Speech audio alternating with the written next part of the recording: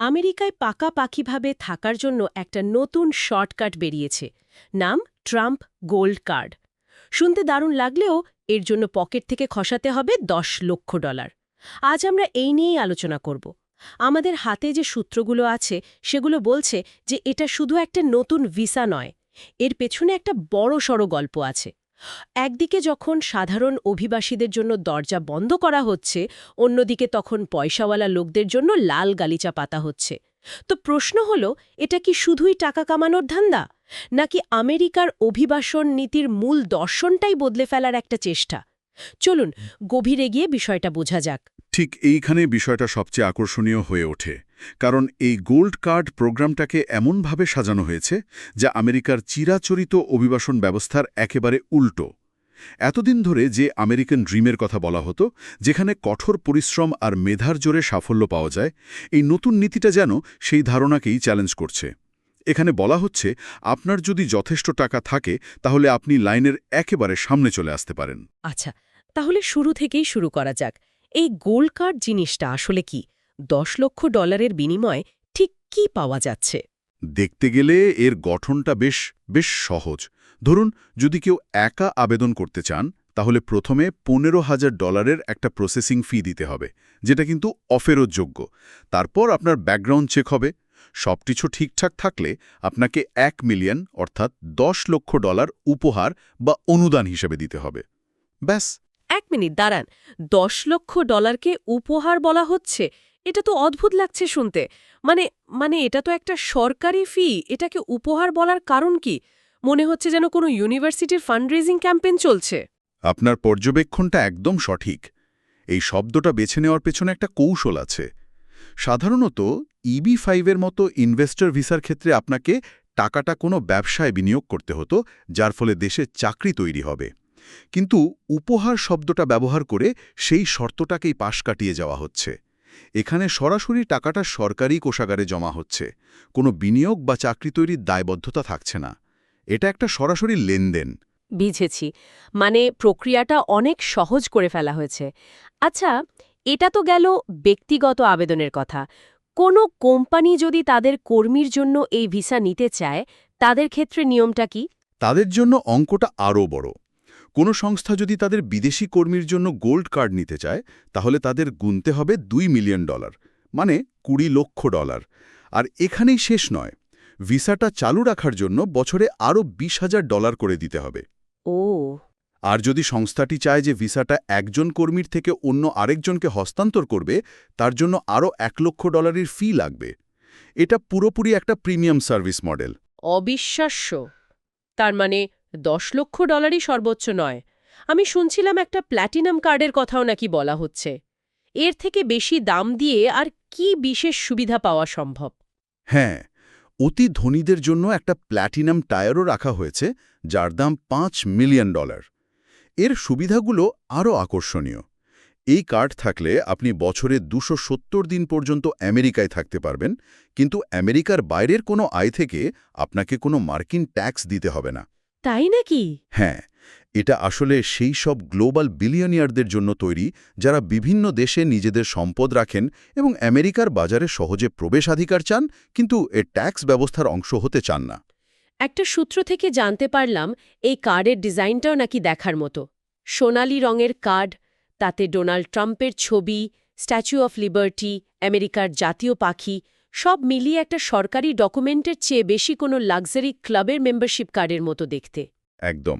এর মাধ্যমে একটা বার্তা দেওয়ার চেষ্টা করা হচ্ছে যে এটা শুধু একটা ভিসা নয়, এটা একটা স্ট্যাটাস সিম্বল। আর এই পুরো প্রক্রিয়াটা খুব দ্রুত শেষ করার প্রতিশ্রুতি দেওয়া হয়েছে। trumpcard.gov নামে একটা ওয়েবসাইটে আবেদন করা যাচ্ছে এবং বলা হচ্ছে যে হোমল্যান্ড সিকিউরিটি মাত্র কয়েক সপ্তাহের মধ্যে নাকি পুরো যাচাই প্রক্রিয়া শেষ করে দেবে।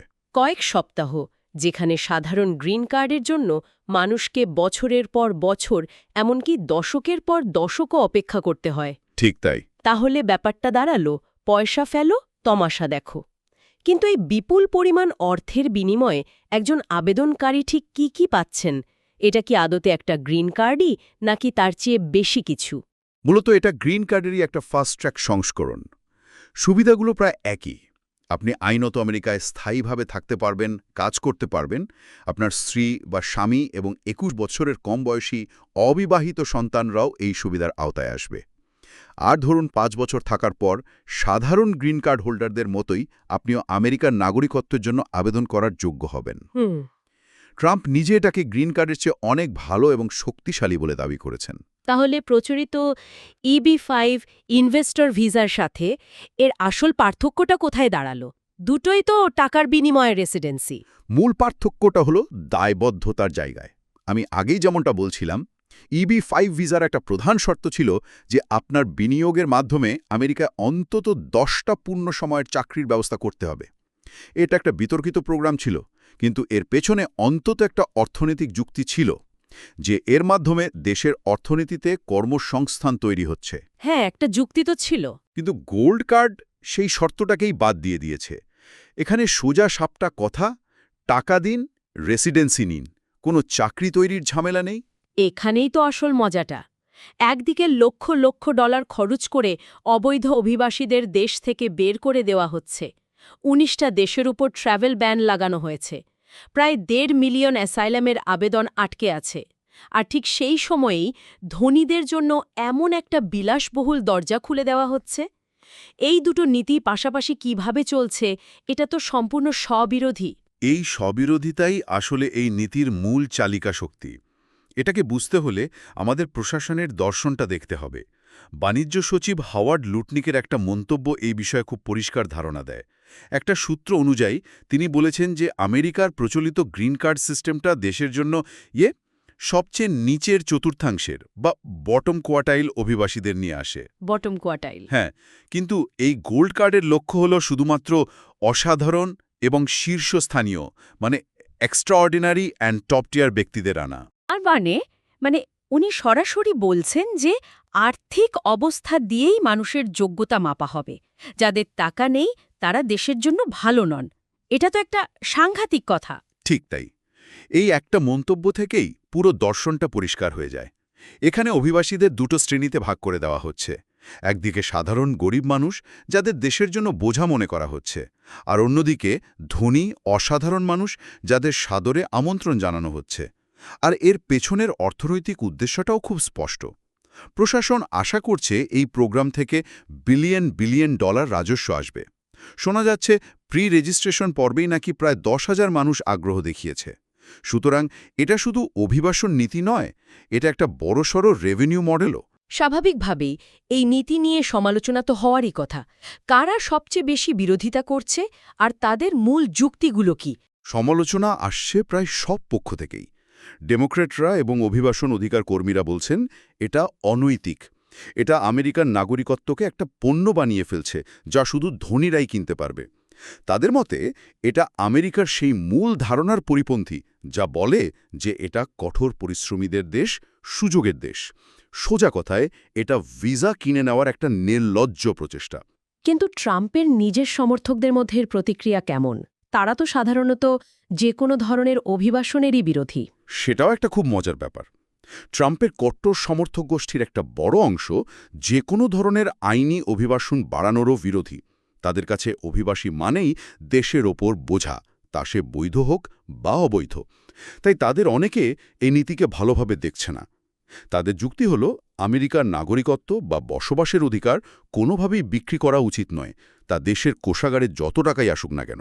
তাই এই নীতিটা দুদিক থেকেই সমালোচিত হচ্ছে। তবে এই ধরনের গোল্ডেন ভিসার ধারণা তো বিশ্বে নতুন নয়, তাই না? অন্য অনেক দেশেই তো এমন ব্যবস্থা আছে। একদমই নতুন নয়। সংযুক্ত আরব আমিরাত, নিউজিল্যান্ড, গ্রিস, পর্তুগাল সহ অনেক দেশেই এই ধরনের বিনিয়োগের বিনিময়ে রেসিডেন্সি প্রোগ্রাম চালু আছে। কিন্তু আমেরিকার এই গোল্ড কার্ডের সাথে তাদের কিছু মৌলিক পার্থক্য আছে। বেশিরভাগ দেশে আপনাকে টাকাটা কোনো রিয়েল এস্টেট, সরকারি বন্ড বা কোনো স্থানীয় ব্যবসায় বিনিয়োগ করতে হয়। এর ফলে সেই টাকাটা দেশের অর্থনীতিতে সরাসরি একটা ইতিবাচক প্রভাব ফেলে। কিন্তু এখানে টাকাটা অনুদান হিসাবে সরাসরি সরকারের কাছে চলে যাচ্ছে। ঠিক, যার কোনো সরাসরি অর্থনৈতিক প্রভাবের শর্ত নেই। এমন কোনো দেশের উদাহরণ কি আছে যেখানে এই ধরনের নীতি পরে সমস্যার সৃষ্টি করেছে? অবশ্যই আছে, এবং মাল্টার উদাহরণটা এক্ষেত্রে খুবই প্রাসঙ্গিক। মাল্টা শুধু রেসিডেন্সি নয়, সরাসরি নাগরিকত্ব বিক্রি করছিল। অর্থাৎ টাকা দিলেই আপনি মাল্টার পাসপোর্ট পেয়ে যেতেন, যার মাধ্যমে আপনি ইউরোপীয় ইউনিয়নের যে কোনো দেশে অবাধে যাতায়াত ও কাজ করার সুযোগ পেতেন। এর বিরুদ্ধে ইউরোপীয় আদালত রায় দেয়। আদালত বলে যে এটা জাতীয়তার বাণিজ্যিকরণ এবং এটা ইউরোপীয় ইউনিয়নের আইনের মূল ধারণার পরিপন্থী। রায়ের চাপে পড়ে মাল্টাতে তাদের নীতি বদলাতে হয়। সমালোচকরা বলছেন, ট্রাম্পের গোল্ড কার্ডও ভবিষ্যতে একই রকম আইনি চ্যালেঞ্জের মুখে পড়তে পারে, কারণ এটাও একভাবে আমেরিকার রেসিডেন্সি বিক্রি করারই শামিল। তাহলে সব মিলিয়ে এটা কি শুধু একটা ভিসা প্রোগ্রাম, নাকি এর আড়ালে আরও বড় কোনো পরিকল্পনার ইঙ্গিত আছে? কারণ সবকিছু কেমন যেন এক সুতোয় গাঁথা মনে হচ্ছে। ঠিক ধরেছেন। বিভিন্ন সূত্র থেকে পাওয়া তথ্যগুলো যদি আমরা একসাথে মেলানোর চেষ্টা করি, তাহলে একটা বৃহত্তর প্যাটার্ন চোখে পড়ে। গোল্ড কার্ডের পাশাপাশি আরও একটা নতুন নিয়ম চালু করার কথা শোনা যাচ্ছে। এতদিন পর্যন্ত ৪২টি দেশের নাগরিকরা ভিসা ছাড়াই আমেরিকায় ঘুরতে আসতে পারতেন। এখন বলা হচ্ছে তাদেরও আবেদনের সাথে গত ৫ বছরের সোশ্যাল মিডিয়া কার্যকলাপের সম্পূর্ণ ইতিহাস জমা দিতে হবে। ৫ বছরের সোশ্যাল মিডিয়ার ইতিহাস, এর উদ্দেশ্য কি হতে পারে? মানুষের ফেসবুক পোস্ট বা টুইট দেখে কি বোঝার চেষ্টা করা হবে? বিশ্লেষকরা মনে করছেন এর আসল উদ্দেশ্য হল আবেদনকারীদের রাজনৈতিক মতাদর্শ যাচাই করা। অতীতে আমরা এমন উদাহরণ দেখেছি যেখানে ট্রাম্পের সমালোচকদের ভিসা বাতিল করে দেওয়া হয়েছে। একজন নোবেল পুরস্কার বিজয়ী লেখকের ভিসাও বাতিল করা হয়েছিল, কারণ তিনি একটি লেখায় ট্রাম্পকে একজন স্বৈর শাসকের সাথে তুলনা করেছিলেন। এই নতুন নিয়ম সেই প্রক্রিয়াটাকেই আরও প্রাতিষ্ঠানিক রূপ দেবে। তার মানে ব্যাপারটা দাঁড়াচ্ছে, এখন আমেরিকায় প্রবেশের মানদণ্ড শুধু টাকা নয়, রাজনৈতিক আনুগত্যও হতে পারে। আপনি সরকারের পক্ষে না বিপক্ষে, সেটাও একটা বিবেচ্য বিষয় হয়ে উঠবে। ইঙ্গিতটা ঠিক সেই দিকেই। একটি সূত্র যেমন জানাচ্ছে, প্রশাসন একদিকে শ্বেতাঙ্গ দক্ষিণ আফ্রিকানদের অভিবাসনের জন্য স্বাগত জানাচ্ছে, কিন্তু অন্যদিকে আফগান বা সোমালি শরণার্থীদের ক্ষেত্রে দরজা প্রায় বন্ধ। এর থেকে একটা জাতিগত বা বর্ণগত পছন্দের দিকও সামনে চলে আসে। আচ্ছা।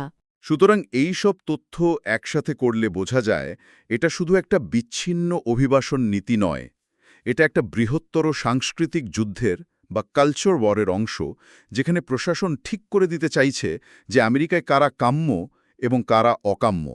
আর সেই মাপকাঠিটা হল সম্পদ এবং রাজনৈতিক বিচারধারা। আজকের আলোচনা থেকে একটা বিষয় খুব পরিষ্কার হল, ট্রাম্প গোল্ড কার্ড আসলে আমেরিকায় প্রবেশের জন্য একটা অত্যন্ত ব্যয়বহুল এবং লেনদেন ভিত্তিক ব্যবস্থা তৈরি করছে। আর এটা এমন একটা সময় হচ্ছে যখন সাধারণ মানুষের জন্য অভিবাসনের পথগুলো আরও কঠিন থেকে কঠিনতর করা হচ্ছে। এটা ধনী এবং নির্দিষ্ট কিছু মানুষের জন্য একটা স্পষ্ট অধিকারের বার্তা দেয়। আর এই আলোচনা শেষে একটা গভীর প্রশ্ন থেকে যায়, যা আমাদের শ্রোতাদের ভাবার জন্য ছেড়ে দেওয়া যেতে পারে। যদি কোনো দেশে প্রবেশের অধিকার আর মেধা, দক্ষতা বা মানবিক প্রয়োজনের ভিত্তিতে নির্ধারিত না হয়ে শুধুমাত্র সম্পদ এবং সম্ভাব্য রাজনৈতিক মতাদর্শের উপর ভিত্তি করে ঠিক করা হয়, তাহলে সেটা সেই দেশের পরিচয় এবং বিশ্বে তার ভূমিকা সম্পর্কে কী বার্তা দেয়?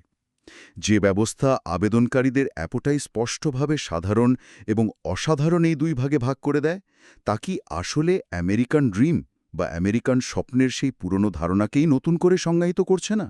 এবং সেই নতুন সংজ্ঞাটা ঠিক কী?